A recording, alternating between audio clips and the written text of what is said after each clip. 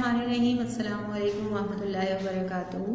अज़ीज़ तालिबात, आज क्लास हश्तुम में हम उर्दू ही पढ़ेंगे और नस्र में जो हमारी तशरीहात बक़िया रह गई थी हुब्बे वतन की, वो हम आज इसकी तशरीहात की वजाहत अब मैं आपके सामने करूँगी और आप इसको नोट करते जाएंगे ताकि आप बाद में तशरीहात करने में, खुलासा लिखने में आपको आसानी हो।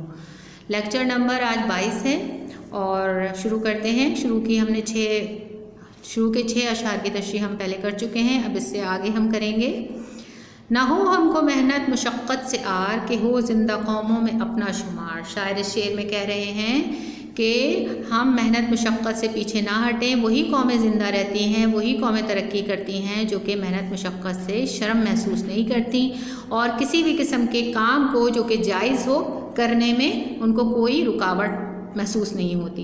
तो ऐसी ही कौमों का नाम जो है वो ज़िंदा कौमों में शुमार होता है, वरना आज तक बहुत सारी कौमें आई गईं, लेकिन उनमें से बहुत सारी कौमें किसी को याद भी नहीं, किताबों में उनका ज़िक्र भी नहीं। लेकिन ऐसी बहुत सी कौमें हैं जिनका ज़िक्र किताबों में मौजूद है और वो सिर्फ़ और सिर्फ अपनी मेहनत मुशक्क़त की वजह से आज तक दुनिया में ज़िंदा है। उनका नाम रखें अपने परचम को यूँ सर बुलंद कि पहुँचे ना हुर्मत को इसकी गज़न, यानी अपने परचम के इस्तक़लाल को हम आँच ना आने दें। और अपने परचम को सर बुलंद रखना, इसका मतलब ये हरगिज़ नहीं है कि अपने परचम को ऊंची सी बिल्डिंग पर लगा देना या ऊंची जगह पे लगा देना, बल्कि इसका मतलब ये है कि अपने वतन के परचम के वक़ार की हम इस तरह हिफाजत करें कि ख़ुद जो है अपने आप को अच्छा रखें, अपने आप को इस तरह से हम बावस्फ़ बनाएं या बासलाहियत बनाएं कि दुनिया एतराफ़ करे और कहे कि हाँ, इस पाकिस्तान के ये लोग बेहद मेहनती, बेहद जियाले, बेहद मोहब्बत करने वाले अपने वतन से और अपने वतन के लिए कुछ भी करने वाले लोग हैं। तो अपने वतन के परचम को सरबुलंद रखने से मुराद क्या है कि अपने वतन के परचम की हम इस तरह हिफाजत करें, उसकी एहतराम को इस तरह हम और लोगों की नज़रों में ऊंचा करें कि हम अच्छे अमाल करें, अच्छे काम करें, अपने वतन के लिए पुरखुलूस हों, मेहनत मुशक्क़त करें कि पहुँचे ना हुर्मत की इसको गज़न, कि हम कभी भी ये सोच भी नहीं सकते कि हमारे वतन की हुर्मत को, इज़्ज़त को कोई नुकसान पहुँचाए, कोई पहुँचाने का सोच भी नहीं सकता। उससे पहले हम अपनी जान निसार कर देंगे।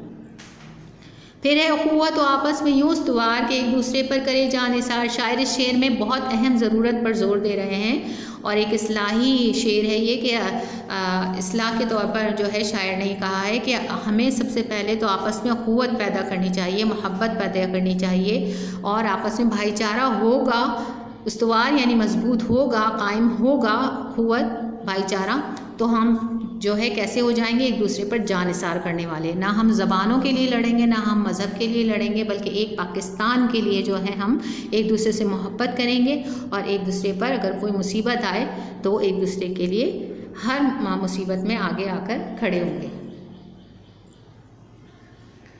फिर है शेर, करें काम वो बरमला कौम का, नज़र आए जिसमें भला कौम का। इसके मानी क्या है? बहुत आसान मानी है और इसकी तशरीह ये हो सकती है, ये कहना चाहते हैं शायर कि हम हर वो काम फ़ौरी तौर पे करें, बग़ैर रुके, बग़ैर झिझक के हर वो काम करें जिसमें कौम का भला नज़र आए। ठीक है, जिसमें ऐसे काम जिसमें कौम का भला हो 100%, तो हमें वो काम करने में हिचकिचाहट का इजहार नहीं करना चाहिए, हमें वो बग़ैर सोचे समझे वो काम कर लेना चाहिए। नज़र होना ज़ाती मुफादात पर, भरोसा हो अल्लाह की ज़ात पर। इस शेर में शायर कह रहे हैं कि हमारा खुलूस, हमारी मोहब्बत इतनी होनी चाहिए अपने वतन के साथ जैसे कि एक माँ अपनी औलाद से करती है, यानी कि वो अपने ज़ाती फ़ायदे को नहीं देखती बल्कि वो क्या देखती है कि मेरी औलाद का किस में फ़ायदा है। तो इसी तरह हम अपनी धरती माँ का, यानी अपनी जो हमारा वतन है, उसका हम हक़ कैसे अदा कर सकते हैं, जिसने हमें पनाह दी, जिसने हमें आज़ादी दी, जिसने हमें इतनी नेमतें, जिसमें हम लेते हैं, खाते हैं, पीते हैं और आज़ादी की सांस लेते हैं, तो उसका हक़ है ना हम पर। तो उस वतन के लिए हम क्या करें कि ऐसे काम करें जो कि हमारे ज़ाती मफादात के लिए ना हो, बल्कि अल्लाह की ज़ात पर भरोसा करते हुए अपने वतन के लिए काम करें। बाकी वतन का भला होगा तो खुद ब खुद कौम का भला होगा, आवाम का भला होगा। ठीक है, अख़ुवत तो हम में मुसावत हो तो दुनिया में फिर अपनी क्या बात हो। साक़िब जावेद इस शेर में कहते हैं कि अगर हम एक बन जाएं बराबर बन जाए एक दूसरे के, यानी कि कोई छोटा बड़ा ना रहे, छोटा बड़ा किस हिसाब से, ना ज़ात पात, ना नस्ल, ना रंग और ना ही दौलत के हिसाब से। तो हम अगर इस लेवल पे आ जाएं, इस तरह से हम बराबर हो जाएं, मुसावात का इजहार करें, तो फिर हमारी दुनिया में हमारी मिसाल ही ना हो, हम जैसा कोई हो ही ना। ठीक है तालिबा, तो मुझे उम्मीद है कि आपको तमाम तशरीहात बहुत अच्छी तरह समझ में आ गई होंगी। मैं आपको होमवर्क देते हुए ये बताऊंगी कि आपको किन अशार की तशरीहात करनी है। ठीक है, अब इसके पॉइंट्स को देखते हुए आप फिर तशरीह कर लीजिएगा। अब आते हैं मश्की काम पर। तालिबा सवाल नंबर 31 पर देखिए, आप पहला सवाल है आपकी मश्क का कि दर्ज सवालात के मुख्तसर जवाब लिखिए। इसमें अलिफ बे जीम दाल यानी 4 सवालात हैं, इनके जवाब आपने देने हैं।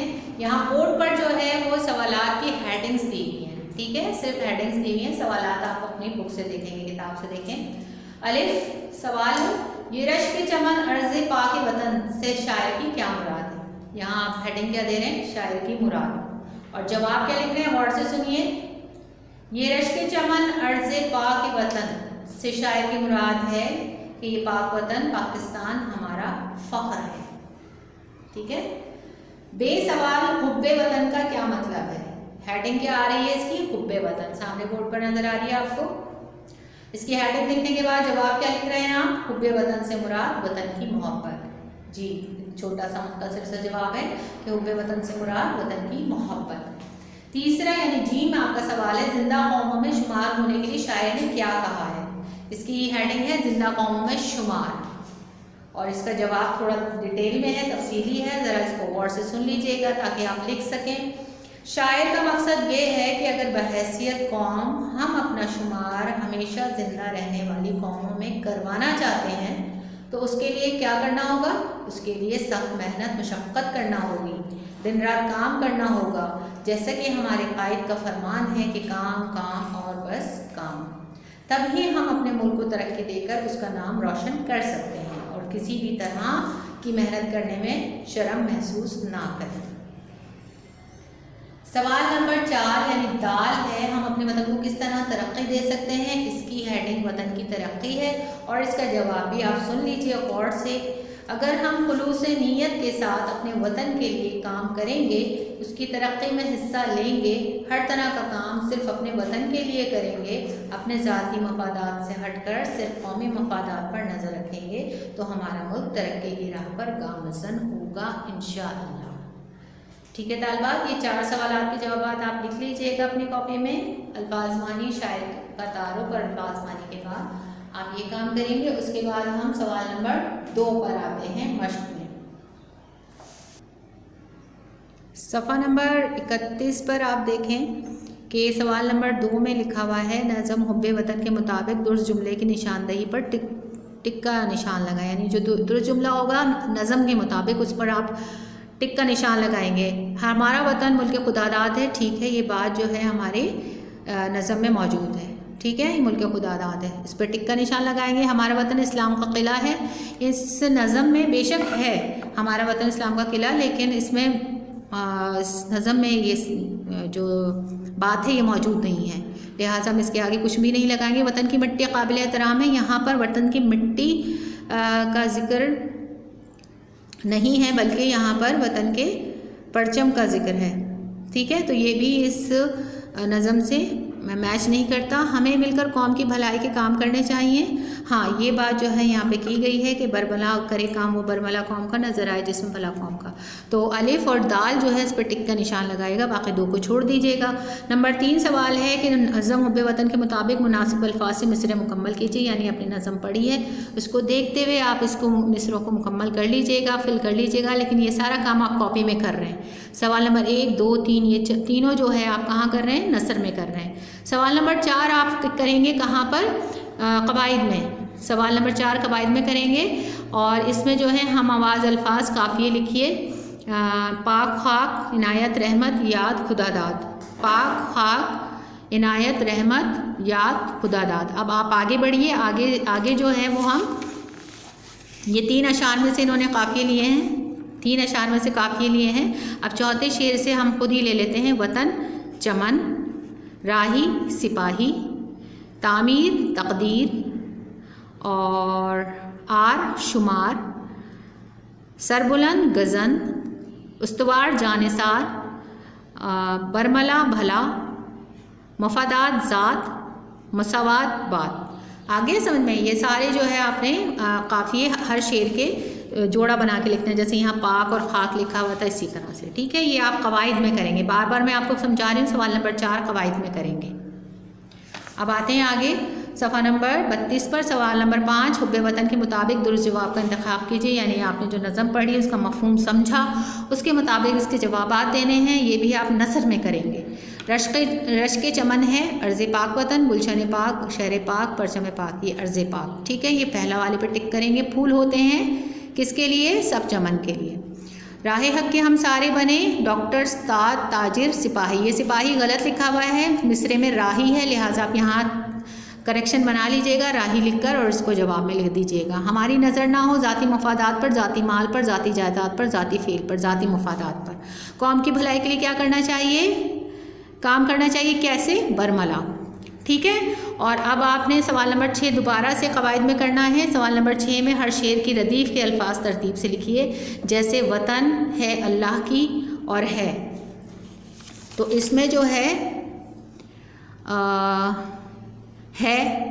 यहाँ तक इन्होंने बता दिया, 3 अशार में बता दी इन्होंने रदीफ़, लेकिन अब काफ़िया रदीफ़ हम देख लेते हैं। और मज़ीद लिए, लिए, के लिए, चौथे शेर में बने, बने, में, और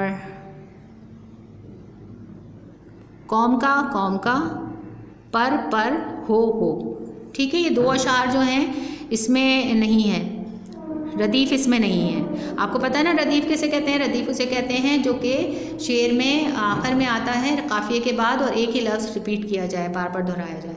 तो ये आपका मशक़ी काम था और आज का आपका होमवर्क जो है वो ये है जी तालिबात। आज आपका घर का काम जो है वो ये है, यहाँ सामने देखिए नज़म का शेर नंबर 4, 7 और 10, इनकी तशरीहात आपने कॉपी में करनी है। अब आप सुन लीजिए, नसर में आप क्या करेंगे? नसर में आप टाइटल पेज बनाएंगे, तारुफ शायर लिखेंगे और अल्फाज मानी करने के बाद सवाल जवाब करेंगे। मशक़ी सवालात वो करेंगे जो आपको मैंने बताया कि नसर में करना है। उसके बाद मरकज़ी ख़याल लिखेंगे और उसके बाद शेर नंबर 4, 7 और 10 की तशरीहात करेंगे। और सवाल नंबर 4 और 5 जो है वो आप 4 और आखिरी वाला सवाल वो आप कहाँ करेंगे? कवायद की कॉपी में। इंशाअल्लाह मिलते हैं अगली क्लास तक। अल्लाह हाफ़िज़।